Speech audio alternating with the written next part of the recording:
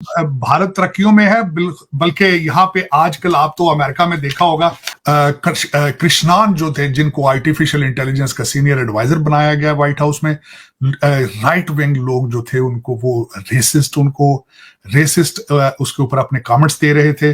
और इसी चीज के अंदर उनकी सपोर्ट के लिए विवेक रामास्वामी आए, पहले एलॉन मस्क भी आए, उन्होंने H1B1 वीजा जो है, हाँ, वो आए। और उसके बाद आज डोनाल्ड ट्रंप साहब ने भी ट्वीट कर दिया है कि मेरी अपनी कंपनी के अंदर कई लोग जो हैं वो H1B वीजे पर हैं और इट्स अ गुड प्रोग्राम। इसके बगैर गुजारा नहीं है अमेरिका का।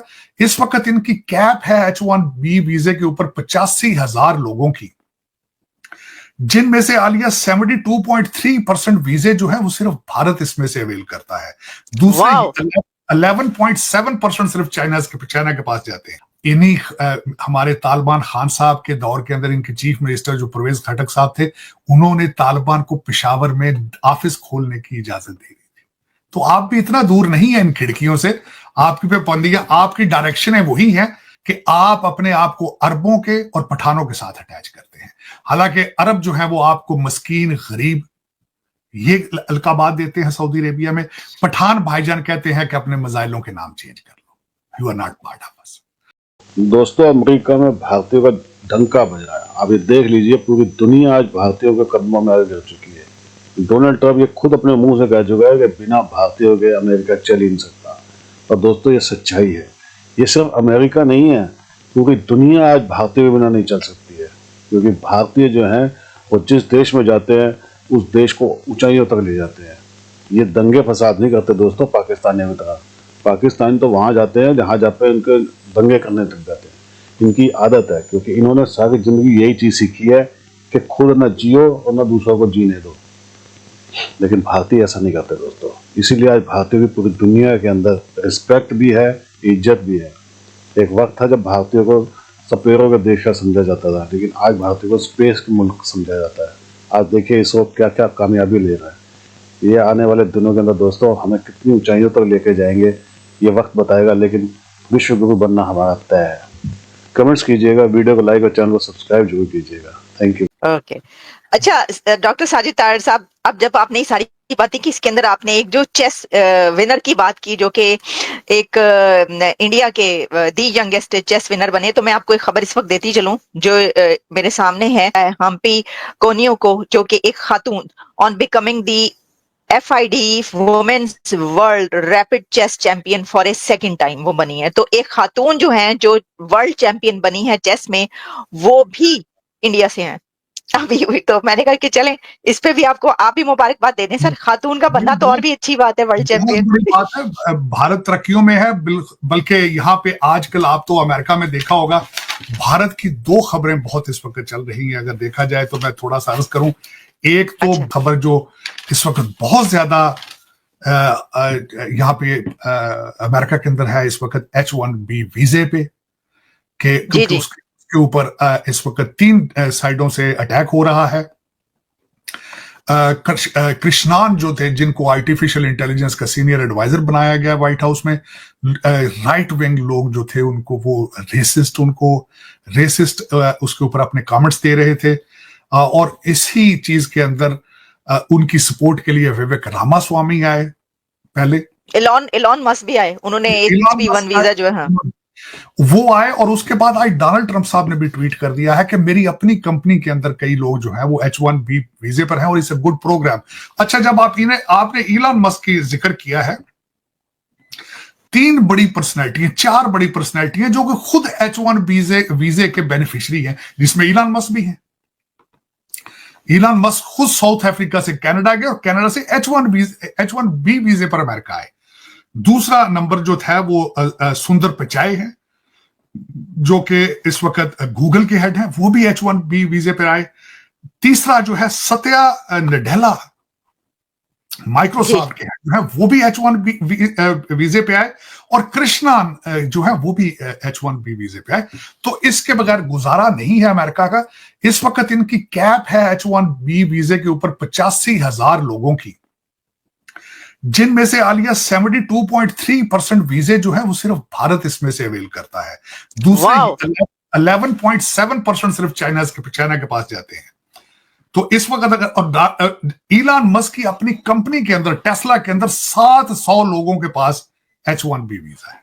तो देखा जाए तो ये आजकल वो बहुत खबर इस वक्त चल रही है, इस वक्त खबरों में है, लेकिन मैं समझता हूं कि आज H1B वीजे वालों की विक्ट्री हुई है। इसको वीजा वार कहा जा रहा था, आज मैं समझता हूं भारत की विक्ट्री है इसमें, क्योंकि ये मुसलसल वीजे आते रहेंगे, लोग आते रहेंगे, ग्रीन कार्ड लेते रहेंगे, सिटीजन बनते रहेंगे। दूसरा मुसलसल ये मैं कहूंगा कि लोगों को एतराज है, कहते भारत से लोग क्यों आ रहे हैं? भारत से इसलिए आ रहे हैं कि आपने पढ़ना छोड़ दिया है, आप मैथ नहीं पढ़ रहे, आप इस वक्त सिर्फ मरवाना स्मोक कर रहे हैं, गांजा पी रहे हैं। अगर आप काम करते तो मैं गारंटी करता हूं उन्हें कृष्णान को हायर करने की जरूरत नहीं थी। आप खुदारा इस तरह सिर्फ मजे लेने की बजाय अपने बच्चों को स्कूलों में भेजें, तो ये इसका हल ये है। लेकिन दूसरा, इस पे लोग जो क्रिटिसाइज कर रहे हैं, आज वो टाइम आ चुका है। भारत में लोग ये कह रहे हैं कि हमारे फायदे में ये नहीं है, हमारा ब्रेन ड्रेन हो रहा है। सिर्फ 2015 के मुताबिक अगर देखा जाए तो इसमें $1.3 बिलियन का लॉस ब्रेन ड्रेन के जरिए हुआ है।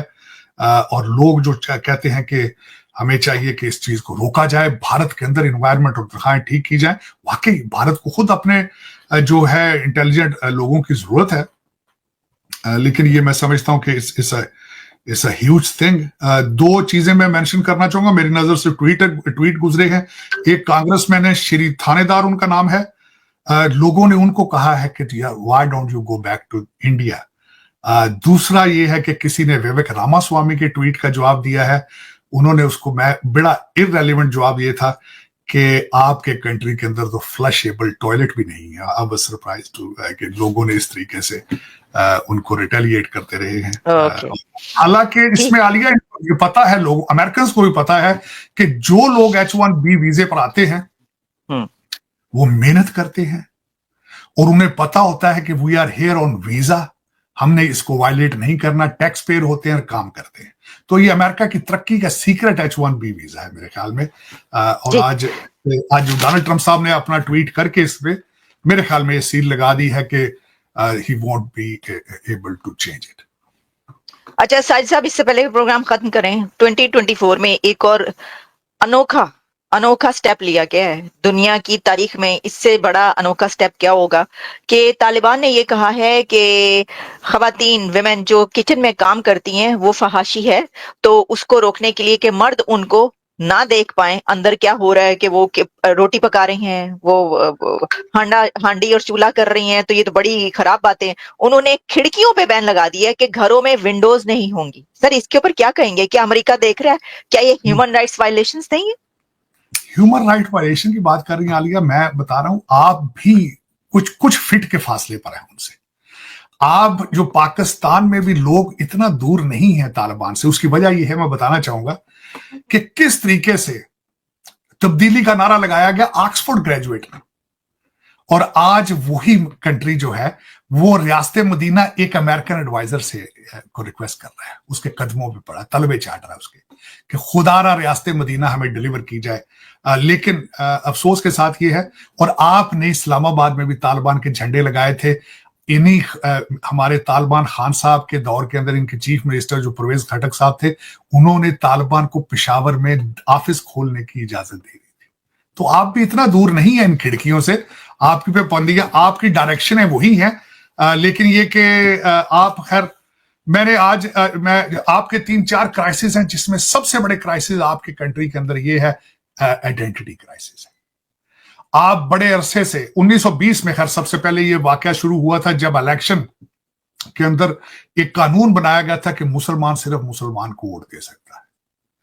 उसके बाद आपने इस तरफ चले गए कि आपने पाकिस्तानी होने के साथ कंडीशन लगा दी कि जब तक आप अच्छे मुसलमान नहीं हो सकते आप अच्छे पाकिस्तानी नहीं हो सकते, जो कि ज्यादती है। दूसरा आइडेंटिटी क्राइसिस ये है कि आप अपने आप को अरबों के और पठानों के साथ अटैच करते हैं। हालांकि अरब जो है वो आपको मस्कीन, गरीब ये अलकाबात देते हैं सऊदी अरेबिया में। पठान भाईजान कहते हैं कि अपने मजाइलों के नाम चेंज कर लो, you are not part of us. तो दर हकीकत आपको खुद अभी तक कंफ्यूज और नर्वस हैं, आपको पता ही नहीं कि हम क्या हैं, कौन है। लेकिन ये कि आपको ठीक करना। लेकिन साजिद साहब सर, अभी आपने एक जो बात की उसके ऊपर सवाल है मेरा। आपने कहा कि ये जो है ना ये भी कोई दूर नहीं है, दिल्ली दूरस्थ, लेकिन लाहौर और वो दूरस्थ नहीं है, इस्लामाबाद अटक तक वो पहुंचे थे। तो आपका इसका मतलब ये है कि वहां पे भी वो शरिया लागू करने की जो बात करते हैं, कोई पता नहीं कि ये हालात वहां पे पहुंच जाएंगे, तालिबान वहां पे पहुंच के भी शरिया लागू कर। क्वेश्चन ये करना कहा है चाहूंगा, आपने? नहीं क्वेश्चन करना चाहूंगा, वो डी चौक तक पहुंचे थे, वो डी चौक तक पहुंचे थे और उनके जलसों के अंदर आपने देखा होगा अफगानिस्तान के झंडे होते हैं। और जो अब डी चौक के ऊपर हमला किया है महमूद गजनवी में, गजनवी ने, उसके अंदर अफगानी बच्चों को कुछ 40 के करीब अरेस्ट किया गया है। तो आप दूर नहीं है। और दूसरा, जो मैडम बुशरा ने बाहर निकल के जो वो उन्होंने हुरों जैसा लिबास पहना हुआ था, उन्होंने अल जिहाद के नारे लगाए हैं वहां पे। तो दर हकीकत आप दूर नहीं है, आप बिल्कुल कुछ फिट के फासले से खड़े हैं। और ये बहुत खतरनाक डायरेक्शन है जिस पे आप जा रहे हैं। अल्लाह ताला आपको बचाए इन चीजों से। मैं इस 2024 के आखिर में दुआ करना चाहूंगा आपके लिए, आपके कंट्री के लिए, कि आप खुदा आपको हदायत दे कि ये आप क्या किस डायरेक्शन में जा रहे हैं। अब तो सऊदी अरेबिया खुल चुका है। अब तो सऊदी अरेबिया ने मूवी थिएटर बना के बॉलीवुड कर दिया है भाई। अब तो वहां पे क्रिकेट के मैचेस और सारा कुछ हो रहा है वहां पे। लेकिन आप दूसरी डायरेक्शन पे हैं, क्योंकि वजह यह है कि आपने इसको कारोबार बना लिया।